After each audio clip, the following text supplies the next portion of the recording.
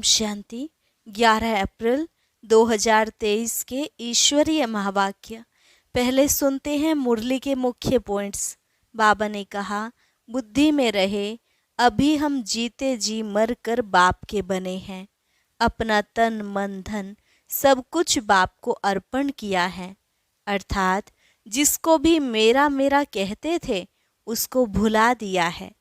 जो पक्के बच्चे हैं वह तो कहते हैं, बाबा हम आपके थे, आपसे वर्षा लिया था, अब फिर से वर्षा जरूर लेंगे।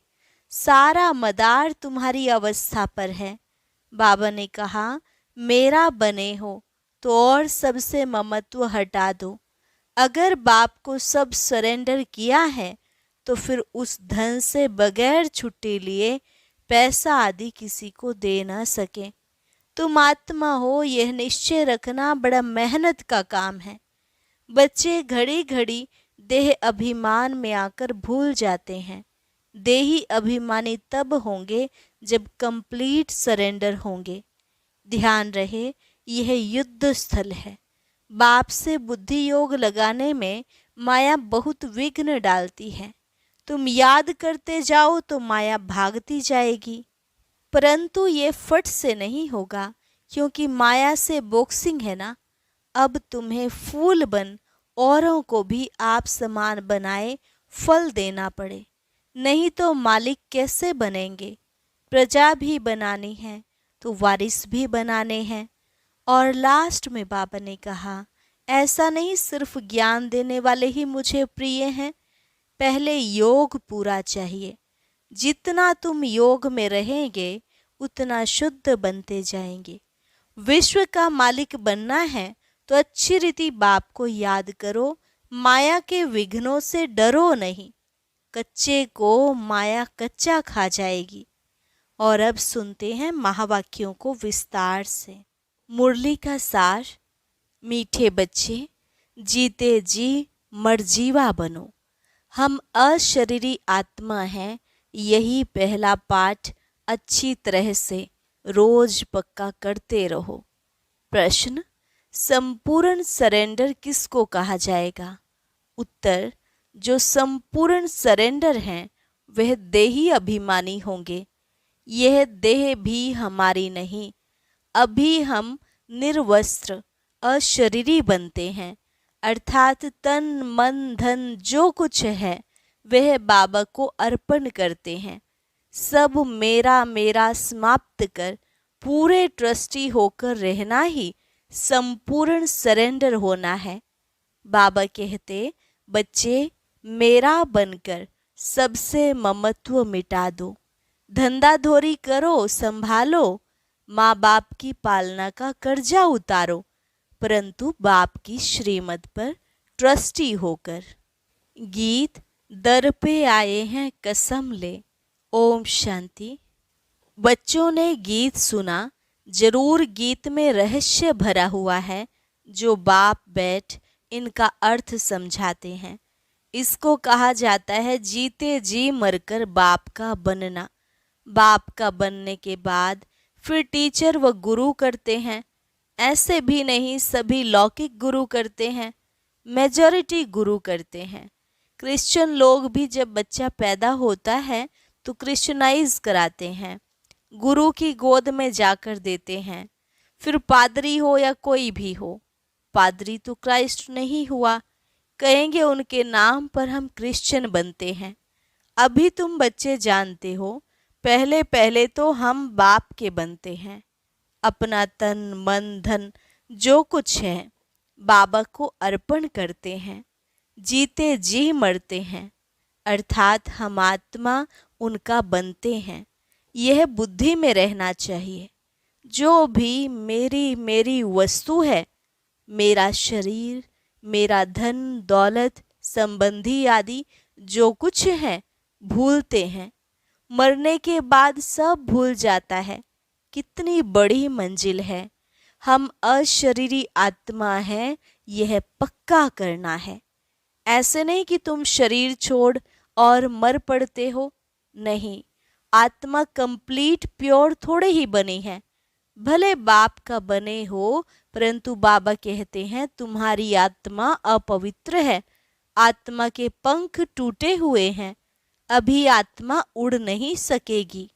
तमो प्रधान होने के कारण एक भी आत्मा वापस जा नहीं सकती। माया ने एकदम पंख तोड़ दिए हैं। बाबा ने समझाया है, आत्मा है फ्लाइंग स्क्वाड, सबसे तीखी जाती है, उससे तीखी कोई चीज होती नहीं। आत्मा से कोई पहुंच नहीं सकता। पिछाड़ी में मच्छरों सदृश सब आत्माएं भागती हैं। कहाँ जाती हैं? बहुत दूर दूर, सूर्य चांद से भी पार। वहां से फिर लौटना नहीं है। उन्हों के रॉकेट आदि तो जाकर फिर लौट आते हैं, सूर्य तक तो पहुंच नहीं सकते। तुमको तो उनसे बहुत दूर जाना है, सूक्ष्म वतन से भी ऊपर मूल वतन में जाना है। झट चले जाते हैं, आत्मा को पंख मिल जाते हैं। हिसाब किताब चुकतू कर आत्मा पवित्र बन जाती है। इस कयामत के समय की महिमा बहुत लिखी हुई है। सब आत्माओं को हिसाब किताब चुकतू कर जाना है। अभी तो सब आत्माएं मैली पाप आत्माएं हैं, यहाँ ही पुनर्जन्म लेती रहती हैं। तुम जानते हो यह बेहद का ड्रामा है। सब एक्टर्स को पार्ट बजाने वहां से आना जरूर है। सबकी आत्माएं स्टेज पर आनी है। जब विनाश का समय होता है तो सब आ जाते हैं। वहां रहकर क्या करेंगे? एक्टर बिगर पार्ट बजाने घर में थोड़े ही बैठ जाएंगे, नाटक में जरूर आना पड़ेगा। वहां से जब सब चले आते हैं तब फिर बाप सबको ले जाते हैं। बाप कहते हैं मैं भले यहाँ हूँ तो भी आत्माएं आती रहती हैं, वृद्धि को पाती रहती हैं नंबरवार। फिर तुम जाएंगे भी नंबरवार। सारा तुम्हारी अवस्था पर मदार है, इसलिए मर्जीवा बनना है। हम आत्मा है, यह निश्चय रखना मेहनत है। बच्चे घड़ी घड़ी देह अभिमान में आकर भूल जाते हैं। देही अभिमानी तब होंगे जब कंप्लीट सरेंडर होंगे। बाबा ये सब आपका है, मैं भी आपका हूँ। यह देह जैसे कि हमारी है नहीं, इनको मैं छोड़ देता हूँ। बाबा मैं आपका हूँ। बाबा कहते मेरा बन और सबसे ममत्व मिटा दो। बाकी ऐसे नहीं कि यहाँ आकर बैठ जाना है। तुमको अपना धंधा धोरी करना है, घर संभालना है, बच्चों का कर्जा उतारना है, माता पिता की सेवा कर उनका उजूरा उतार देना है। बच्चों पर माँ बाप की पालना का कर्जा चढ़ता है।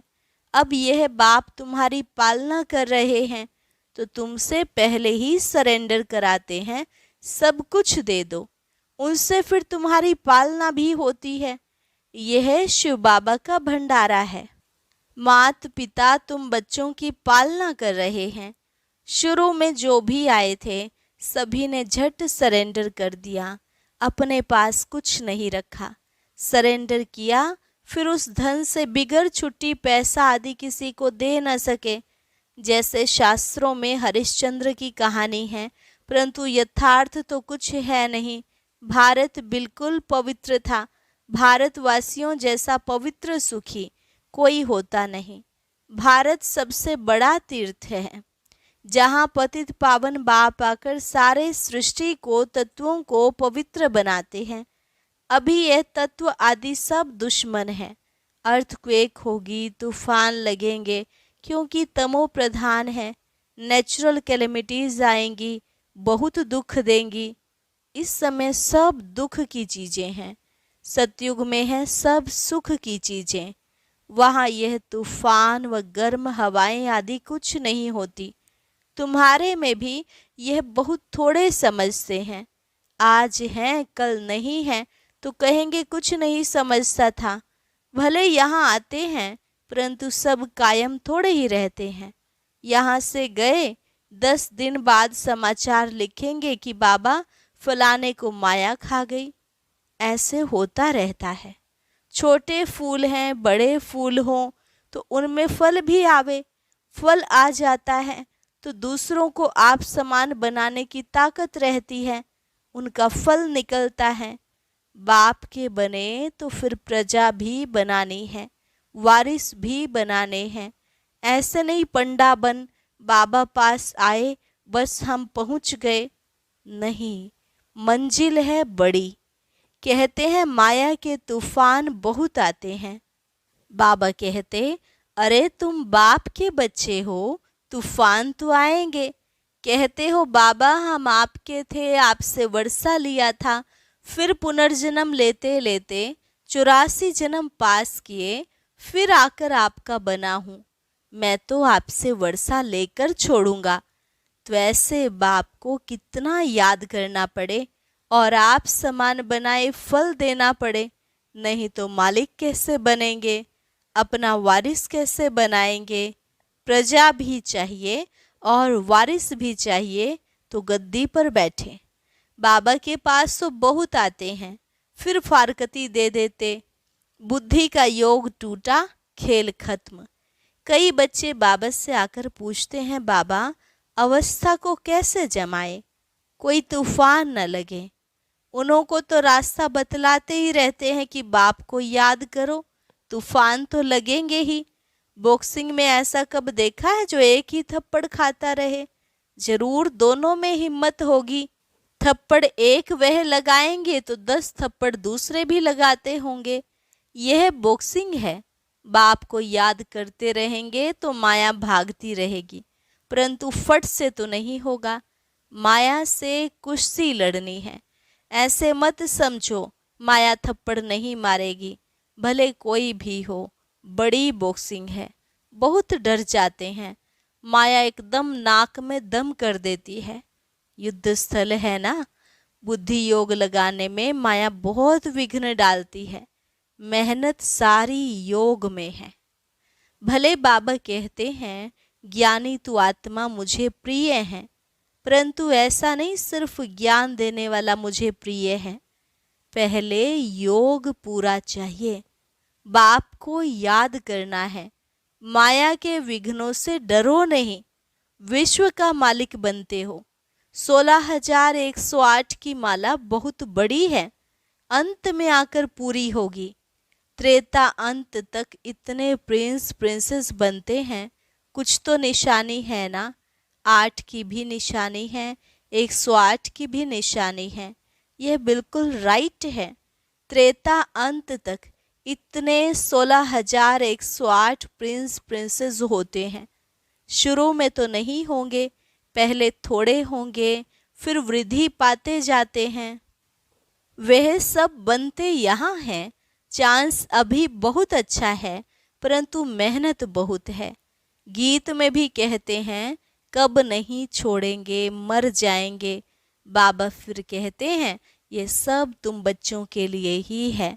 बच्चे कहते हैं हमारा सब कुछ आपका ही है। कहते हैं ना कि ये सब कुछ भगवान ने दिया है। अब बाप कहते हैं यह तो सब खत्म हो जाना है, विनाश तो होता है ना। तुम्हारे पास क्या है? ये शरीर भी खत्म हो जाएगा। अब मैं फिर तुमको बदली करके देता हूँ, सिर्फ एक्सचेंज करते हो ना। तो बाप कहते हैं बच्चे अशरीरी बनो, हमको याद करो, सभी सरेंडर करो। बाप कहते हैं इन सब शास्त्रों आदि का तुमको सार समझाता हूँ। जो शास्त्र आदि पढ़े हुए हैं वह तो समझते हैं। बाप कहते हैं मैं ब्रह्मा मुख द्वारा तुमको यह समझाता हूँ। मैंने कल्प पहले भी तुमको राजयोग सिखाकर राजा रानी बनाया था, फिर अब बनाता हूँ। कभी भी मनुष्य मनुष्य को गीता सुनाए, राजयोग सिखलाए, राजा रानी बना न सके, फिर गीता सुनने से क्या फायदा। बाप तो कहते हैं मैं खुद कल्प कल्प आकर तुमको स्वर्ग का मालिक बनाता हूँ। हमारा बनेंगे तब तो वारिस बनेंगे ना। तो जितना तुम योग में रहेंगे उतना शुद्ध बनते जाएंगे। बाबा ये सब आपका है, हम तो ट्रस्टी हैं। आपके हुक्म बिगर हम कुछ नहीं करेंगे। शरीर निर्वाह कैसे करना है वह भी मत लेनी है। अक्सर करके गरीब ही पूरा पोता मेल देते हैं। साहूकार दे न सके, सरेंडर हो नहीं सकते, कोई विरला निकलता है।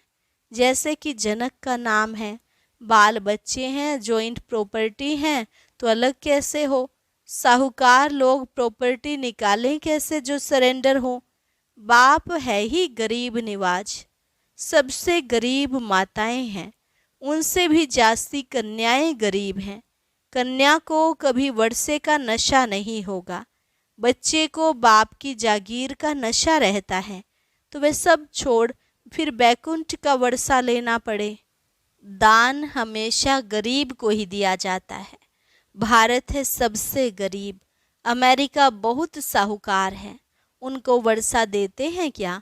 भारत सबसे साहूकार था और कोई धर्म नहीं था, सिर्फ भारतवासी ही थे। एक भाषा थी, गॉड इज वन। मैं one sovereignty, one religion, one language स्थापन करता हूँ, वन ऑलमाइटी गवर्नमेंट स्थापन करता हूँ। वन से फिर 2, 3 होगी। अभी कितने धर्म हैं, फिर जरूर वन धर्म आना चाहिए। 5000 वर्ष की बात है। मनुष्य समझते हैं फलाना मरा स्वर्गवासी हुआ, शायद ऊपर चला गया। देलवाड़ा मंदिर में भी स्वर्ग ऊपर छत में है, तो मनुष्य मूंझ जाते हैं। वास्तव में स्वर्ग कोई ऊपर नहीं है। तुम अब जानते हो बाबा के पास जाना है, फिर यहाँ आकर राज्य करेंगे। यह ज्ञान बुद्धि में रहना चाहिए जो कोई को समझा सको। कच्चे को तो माया कच्चा खा जाएगी। बाबा के पास समाचार आता है, फलाने ने एक ही ऐसा तीर मारा जो बस मैं बाबा का बन गया। शास्त्रों में लिखा हुआ है कि कुमारियों द्वारा बाण मरवाए, इनको ज्ञान बाण कहा जाता है। सिर्फ बाप की याद दिलानी है, बाकी कोई स्थूल बाण की बात नहीं। जानते कुछ भी नहीं, मनुष्यों को जो आया सो लिख दिया। गंदगी तो बहुत है, रिद्धि सिद्धि वाले भी बहुत हो गए हैं। सच जब निकलता है तो झूठ सामना करता है। अब तुम समझते हो कि शिव बाबा है निराकार और ये ब्रह्मा है साकार, बाकी नाभि आदि की कोई बात ही नहीं है। झूठ के कारण सच को मनुष्य समझ नहीं सकते। आजकल झूठे जवाहरात भी ऐसे फर्स्ट क्लास निकले हैं जो सच छिप गया है। तुम किसको सच सुनाते हो तो जैसे मिर्ची लगती है। अरे मोस्ट बिलवेड बाप से तो वर्षा लेना है, वह फिर सर्वव्यापी कैसे होगा। सर्वव्यापी का तो कोई अर्थ ही नहीं निकलता। गॉड फादर स्वर्ग क्रिएट करते हैं तो हम स्वर्ग के मालिक होने चाहिए ना, फिर इतने कंगाल क्यों बने हैं। हम बाप के बच्चे हैं तो स्वर्ग के मालिक क्यों नहीं हैं, नर्क के मालिक कैसे हैं। गॉड तो रचयिता है ही नई दुनिया का, ऐसे नहीं कि वो पुरानी दुनिया स्थापन करते हैं। बाप पुराना घर थोड़े ही बनाएंगे, तो ऐसे ऐसे ख्याल चलने चाहिए। अच्छा, मीठे मीठे सिकिलधे बच्चों प्रति माता पिता बाप दादा का याद प्यार और गुड मॉर्निंग। रूहानी बाप की रूहानी बच्चों को नमस्ते। रूहानी बच्चों की रूहानी बाप दादा को नमस्ते नमस्ते, गुड मॉर्निंग।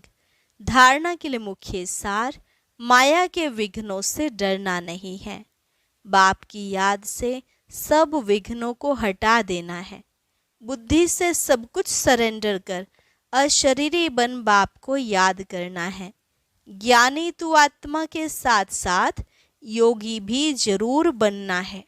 वरदान, मेरेपन की स्मृति से स्नेह और रहम की दृष्टि प्राप्त करने वाले समर्थी संपन्न भव।